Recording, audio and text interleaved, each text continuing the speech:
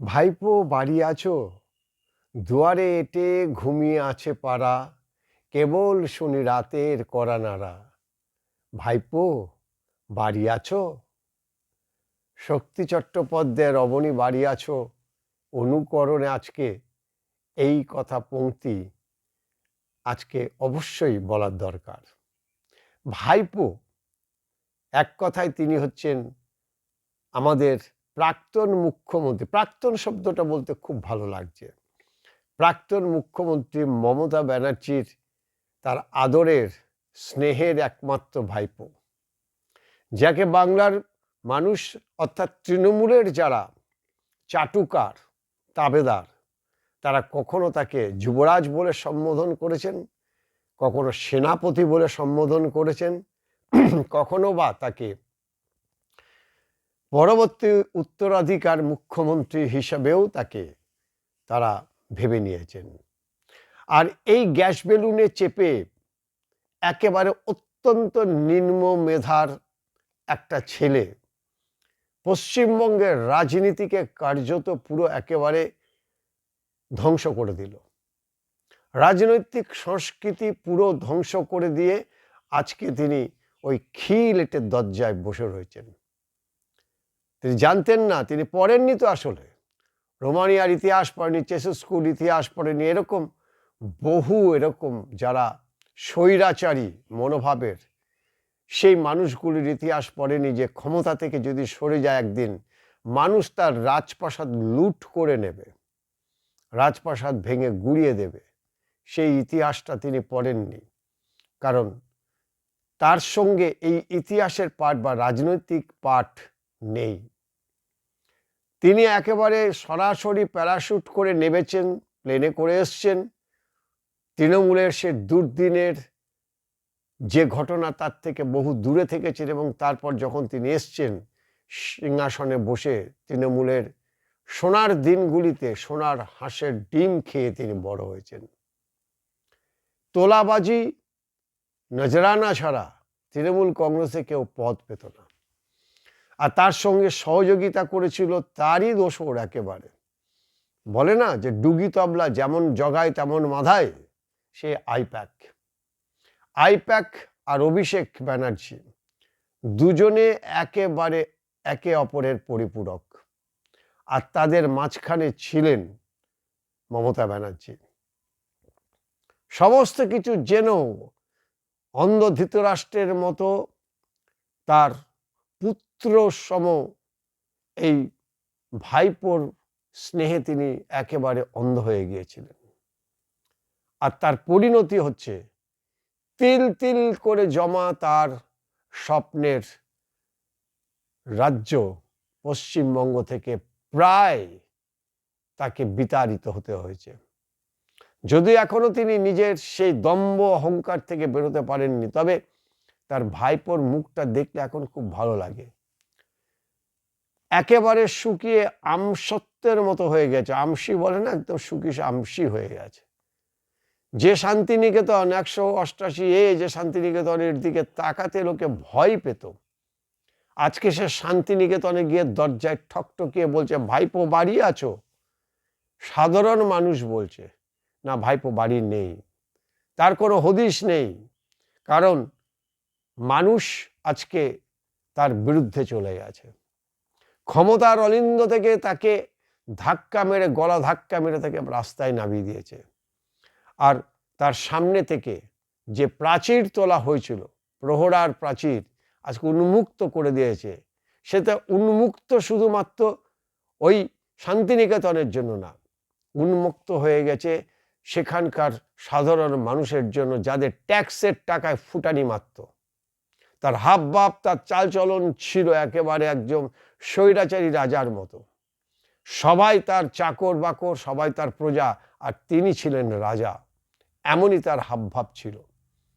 কিন্তু তার যদি আমরা ইতিহাস ঘেঁটে দেখি, সেই ইতিহাস ঘেঁটে দেখবে একটা একেবারে নিম্ন মেধার সাধারণ ছেলে, শুধুমাত্র ক্ষমতার দম্ভ আর তার পিসির দৌলতে তিনি নিজেকে মহারাজ বলে মনে করেছিলেন।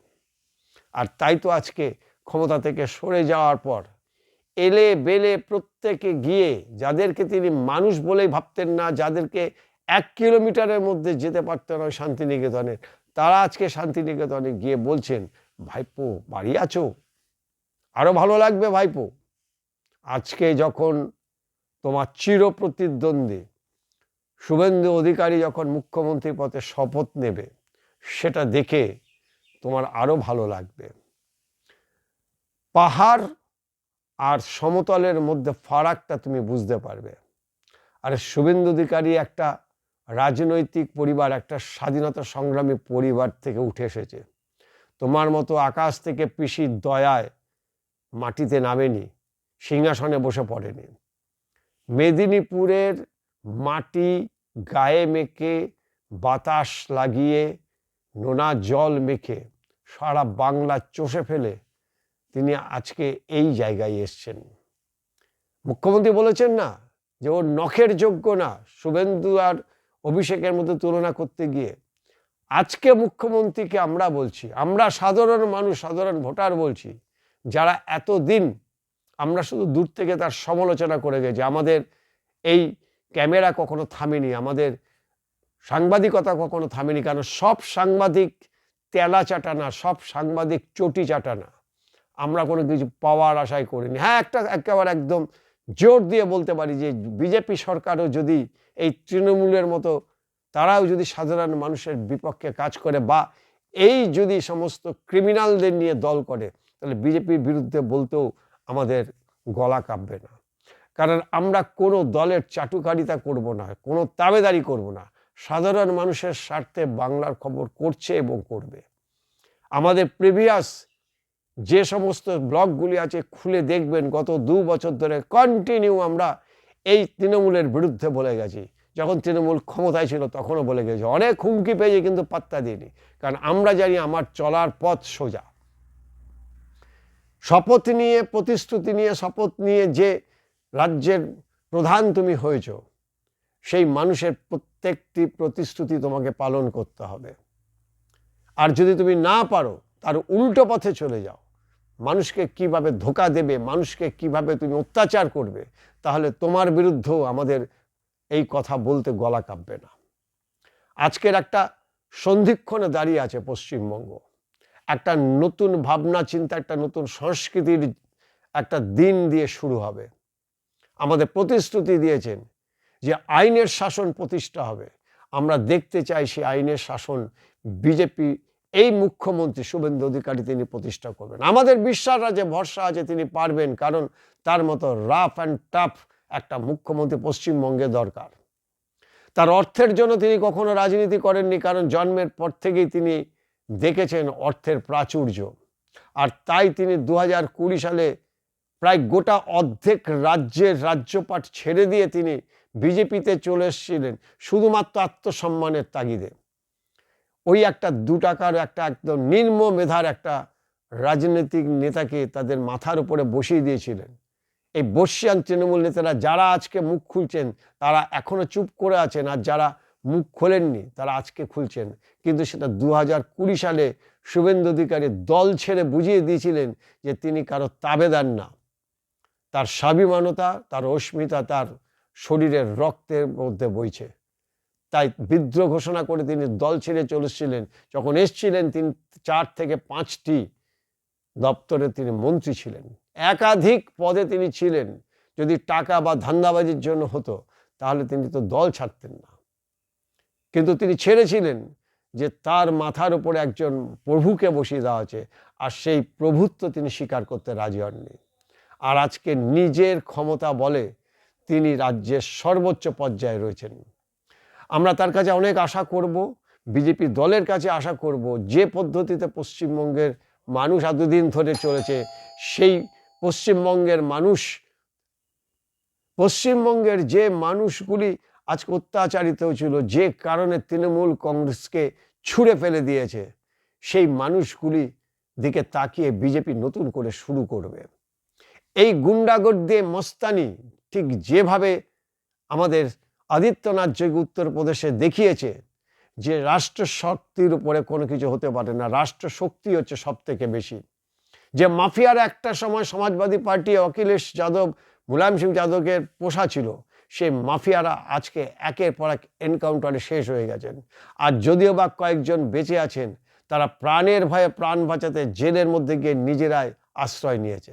আজকে পশ্চিমবঙ্গ একদিকে যেমন মাফিয়াদের হাতে, গুন্ডা মস্তানির হাতে, তেমনি পশ্চিমবঙ্গ সন্ত্রাসবাদীদের ঘাঁটি হয়ে দাঁড়িয়েছে। আমাদের বাংলাদেশ থেকে বহু সন্ত্রাসবাদী এই পশ্চিমবঙ্গে চলে এসছেন। জিহাদি মুসলিম যারা রয়েছেন, যারা জামায়াত ইসলামীর মুসলিম রয়েছেন, যারা ভারত বিরোধী একটা প্রচার সারা দিন ধরে করে যাচ্ছেন এবং এখানে দাঙ্গা বাঁধানোর চেষ্টা করছেন, তাদের এখানটায় আস্তানা হয়েছে। আমরা নিশ্চিতভাবে আশা করব যে বিজেপির দেওয়া প্রতিশ্রুতি এবং শুভেন্দু অধিকারীর যে রাফ অ্যান্ড টাফ তার যে ইমেজ, তাকে সামনে রেখে আইনের মধ্যে দিয়ে পশ্চিমবঙ্গের এই শান্তি শৃঙ্খলা তিনি ফিরিয়ে আনবেন। আইনের শাসন করবেন, প্রশাসনের শাসন করবেন, যেখানে মানুষ মনে করবে যে না দল না, একটা রাজ্যে প্রশাসন আছে, একটা রাজ্যে আইন আছে।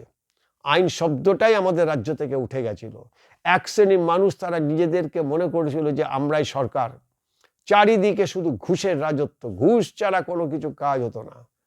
তাই এই নতুন সরকার এবং নতুন মুখ্যমন্ত্রীর কাছে আমাদের প্রার্থনা থাকবে, আমাদের আশা থাকবে যে একেবারে এতদিন ধরে 15 বছর ধরে যে অত্যাচার, যে অন্যায় সহ্য করে মানুষ আজকে বিস্ফোরণ ঘটিয়েছে পশ্চিমবঙ্গে, 9টি জেলাতে তৃণমূল কংগ্রেস খাতা খুলতে পারেনি এমন জনাদেশ দিয়েছে। সেই মানুষগুলির প্রতি সম্মান জানিয়ে, সেই মানুষ জনাদেশের সম্মান জানিয়ে আপনারা সরকার চালাবেন, সরকার গড়বেন। কিভাবে এই রাজ্যকে আবার ভারত সবার শ্রেষ্ঠ আসনে নিয়ে যাওয়া যায় সেটা নিশ্চয়ই চিন্তা করবে। আমাদের বাঙালির গর্ব, বাঙালির অস্মিতা নিয়ে যেন আমরা আবার সেই পুরনো বাংলা ফিরে পাই, যে বাংলাকে ধূলিসাৎ করে দিয়েছে, সম্মান ধূলিসাৎ করে দিয়েছেন বিগত দিনের প্রাক্তন মুখ্যমন্ত্রী। 100 দিনের কাজ আর ভাতা নিয়ে যে রাজ্য আন্দোলন করে স্বাধীনতার 78 বছর পরে, সেই রাজ্যের সার্বিক উন্নয়ন সোনার পাথর বাটির মতো। আমরা চাই পশ্চিমবঙ্গের মানুষকে এমনভাবে কর্মসংস্থান দিন যাতে ভাতার জন্য তাদের হাউস না করতে হয়। ওই 100 দিনের কাজ মাত্র সারা বছরে হিসেব করলে দেখা যাবে হয়তো 14 থেকে 15,000 টাকা। এটার জন্য যেন তাদেরকে হাউস করতে না হয়। পশ্চিমবঙ্গের মানুষ নিজের শির দ্বারা, নিজের মেরুদণ্ড, নিজের মাথা শির উঁচু করে তারা যেন বেঁচে থাকতে পারে। আমরা বিজেপির এই কর্মকাণ্ডের দিকে তাকিয়ে থাকব। বিজেপির যে সরকার, নতুন সরকার আসছে, তার দিকে আমরা পশ্চিমবঙ্গের মানুষ তাকিয়ে থাকবো, অপেক্ষা করবো একটা নতুন দিন শুরু হওয়ার, একটা নতুন যুগ শুরু হওয়ার।